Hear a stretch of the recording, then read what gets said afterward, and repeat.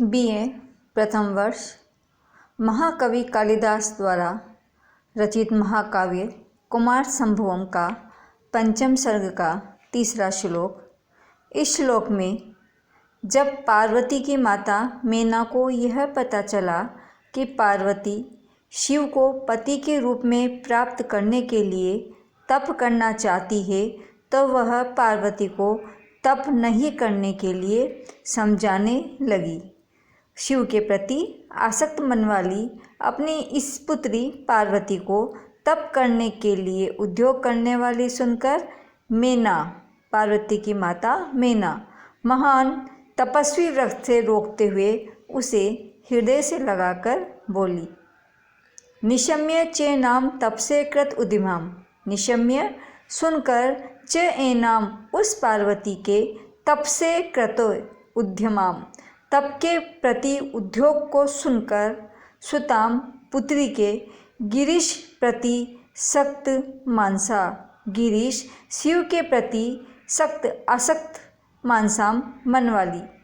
गिरीश शिव के प्रति आसक्त मन वाली सुताम अपनी पुत्री पार्वती का तपस्या के लिए उद्यमाम उद्योग को निशम्य सुनकर मेना, पार्वती की माता मेना, वक्षसा अपने वक्षस्थल से परिरंभ उसे लगाकर उवाच कहने लगी, और निवार्यन्ति महतो मुनिव्रताम, और महान मुनिव्रत से निवार्यन्ति रोकते हुए उसे कहने लगी।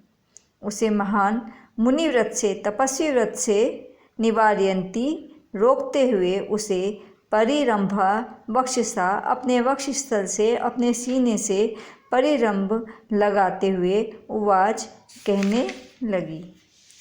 मेना पार्वती को समझाते हुए कहने लगी कि अभिष्ट देवता तो हमारे घर हिमालय भूमि में ही मौजूद हैं, फिर तुम तपस्या क्यों कर रही हो? क्योंकि तुम्हारा कोमल शरीर तो तपस्या के योग्य नहीं है, अतः तुम तपस्या मत करो। मनीषिता संति ग्रहेषु देवता। मनीषिता मन चाहे देवता तो ग्रहेषु अपने घर में ही हैं, तुम्हारे पिता हिमालय के घर में ही है। क्व वत्से क्वच तावकम वपु। क्व वत्से कहाँ तो पुत्री तुम, क्वच तावकम वपु और कहाँ तुम्हारा यह कोमल शरीर, कहाँ तो यह इतनी कठोर तप और कहाँ तुम्हारा कोमल शरीर। वह दृष्टांत देते हुए कहती है कि पदम सहेत ब्रह्मस्य पेल्वम शीर्ष पुष्पम न पुनः पत्रतीन। शीर्ष पुष्प अत्यंत कोमल होता है, वह अति कोमल शीर्ष का पुष्प भ्रमरस्य पेल्वम, भ्रमर के पेल्वम चरण के भार को तो सहेत सहन कर सकता है, न पुनः पत्रतीन, लेकिन शीर्ष पुष्प पत्रतीन पक्षियों के भार को न पुनः नहीं सहन कर सकता।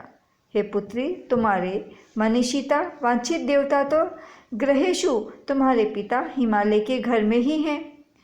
क्व वत्से तप, क्व वत्से वत्से पुत्री तप, क्व कहाँ तो यह कठोर तप, और क्वच तावकम वपु और कहाँ तुम्हारा कोमल शरीर।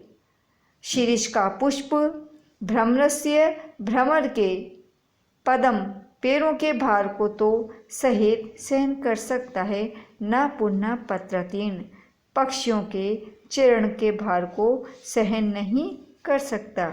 भौरा आकार में लघु होता है तथा भ्रमरशील होने के कारण अधिक समय तक एक जगह नहीं ठहरता, इसीलिए शीर्ष का कोमल पुष्प उसके भार को तो सहन करने की क्षमता रखता है, किंतु पक्षी भारी होता है तथा उसके पंखों से शीर्ष पुष्प पर आघात भी होता है, अतः पुष्प उसके भार को सहन नहीं कर सकता। इसके उपरांत मेना, पार्वती की माता मेना पार्वती को समझाने में सफल नहीं हुई, क्योंकि पार्वती ने तपस्या के लिए दृढ़ निश्चय कर रखा था।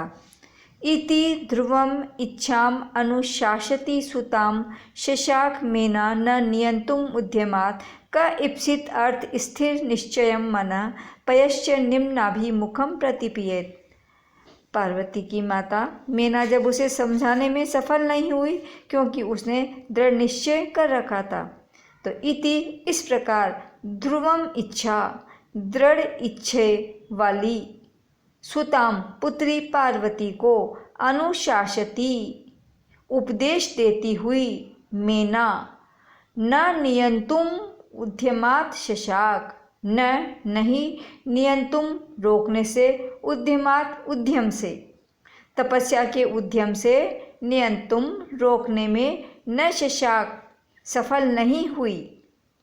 इस प्रकार अनुशासती उपदेश देती हुई मेना पुत्री दृढ़ इच्छा वाली अपनी पुत्री को तप रूपी उद्यम से रोकने में समर्थ नहीं हुई, क्योंकि क इप्सित अर्थ स्थिर निश्चय मन क कौन इप्सित अर्थ इच्छित वस्तु की प्राप्ति के लिए स्थिर निश्चय मन वाले व्यक्ति को कौन रोक सकता है, अर्थात कोई नहीं, क्योंकि इस वस्तु की प्राप्ति के लिए दृढ़ निश्चय वाले व्यक्ति को कौन रोकने में सफल हो सकता है, अर्थात कोई नहीं। जैसे कि पयश्च जल को निम्नाभिमुखम नीचे की ओर मुख वाले जल को प्रतिपीयेत कौन प्रतीप उल्टा कर सकता है, अर्थात नीचे की ओर बहने वाले जल को कौन ऊपर की ओर बहा सकता है, कौन उल्टा कर सकता है, कोई भी नहीं। उसी प्रकार इच्छित वस्तु की प्राप्ति के लिए दृढ़ निश्चय वाले मन को कोई भी रोकने में सफल नहीं होता। पार्वती अपनी पति प्राप्ति की फल सिद्धि के लिए प्रति दृढ़ निश्चया थी, इसीलिए उसकी माँ मेना भी शिव प्राप्ति हेतु तप करने के निश्चय से उसे नहीं रोक सकी। एक दिन पार्वती ने अपनी अंतरंग सखी के मुख से अपने पिता हिमालय से तप करने हेतु वनवास जाने की आज्ञा मांगी। पार्वती इतनी संकोचशीला थी कि वह अपने मुख से पिता हिमालय से यह नहीं कह सकी कि मैं शिव को पति के रूप में प्राप्त करना चाहती हूँ, अतः उसके लिए मैं हिमालय पे तप करने जाना चाहती हूँ। ऐसी वह पिता से अनुमति नहीं मांग सकी और अपनी अंतरंग सखी के मुख से ही उसने पिता हिमालय से वनवास जाने की आज्ञा मांगी। कदाचित आसन सखी मुखेन सा मनोरथां पितर मनस्विनी अयाचत अरण्य निवास आत्मना फलोदंत्याय तप समाधये। कदाचित किसी समय मनस्विनी उस दृढ़ निश्चय वाली पार्वती ने सखी मुखेन अपनी अंतरंग सखी के मुख से मनोरथम पितरम मनोरथ मन की इच्छा जानने वाले पितरम पिता से फलोदयंत्याय फल की प्राप्ति तक तप समाधये तपस्या हेतु समाधि लगाने के लिए आत्मनम स्वयं के अरण्य निवासम वन में जाने को अयाचत मांगा। अर्थात एक बार दृढ़ निश्चय वाली उस पार्वती ने सखी मुखेन अपनी अंतरंग सखी के मुख की अभिलाषा को जानने वाले पिता हिमालय से फल प्राप्ति होने तक तप करने के लिए वनवास जाने की प्रार्थना की। शिव जैसे वर को प्राप्त करने के लिए घर में तपस्या करना संभव नहीं था, इसीलिए पार्वती ने पिता से वनवास की अनुमति मांगी और वह अनुमति भी स्वयं नहीं मांगी बल्कि अपनी अंतरंग सखी के मुख से उसने पिता हिमालय को कहलवाया। कदाचित किसी समय सा मनस्विनी उस दृढ़ निश्चय वाली पार्वती ने आसन सखी मुखेन सदा निकट रहने वाली सखी के मुख से। मनोरथ ज्ञम पितम मनोरथ को जानने वाले पिता से।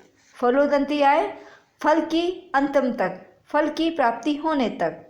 तप समाधये तपस्या हेतु समाधि लगाने की। आत्मन और अपने अरण्य में निवास करने को अयाचित मांगा। धन्यवाद।